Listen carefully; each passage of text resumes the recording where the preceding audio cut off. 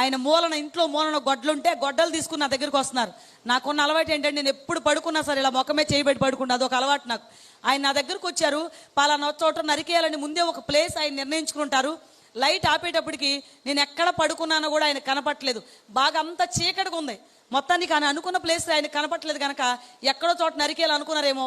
ఆయనకి ఎంత బలం ఉంది, అంత బలంతో ఒకే ఒక్క దెబ్బ వేశారని. అది ఎక్కడ పడిందో ఆయనకి తెలీదు. ఆయన అనుకున్న ప్లేస్లో మాత్రం ఆ దెబ్బ పడలేదు.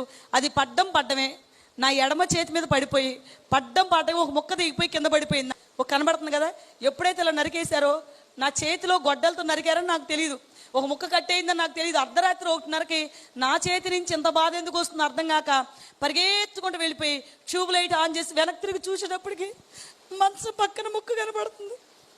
ఈ పడిపోయిన ముక్క మంచం పక్కన ఉంది, వడిగిపోయాను. అది చూసి నేను కంగారుగా ఏంటి అన్నాను. ఇక్కడ ఎక్కువ మొక్కుపోవడం వల్ల బ్లడ్ ఆగట్లేదు, బాగా బ్లడ్ బయటకు కొట్టేస్తుంది.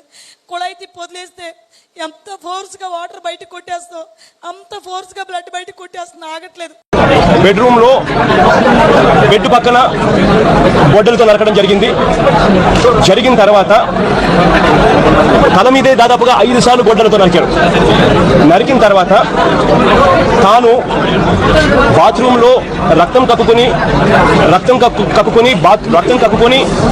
ఆ తర్వాత బాత్రూంకు తాను వెళ్ళి ఆ బాత్రూంలో రక్తం తక్కువైనందువల్ల మూర్చొచ్చి పడిపోయి కమోడును కొట్టుకుని చనిపోయినట్టుగా ఫ్యాబ్రికేట్ చేసేందుకు ఏకంగా చిన్నానను ఎత్తుకొని, అంటే దాని అర్థం ఏంటి అంటే ఒకరు కాదు మల్టిపుల్ పీపుల్ ఉన్నారు, ఎత్తుకొని పోయి బెడ్ పక్కన నుంచి బాత్రూమ్ దాకా తీసుకుపోయారు.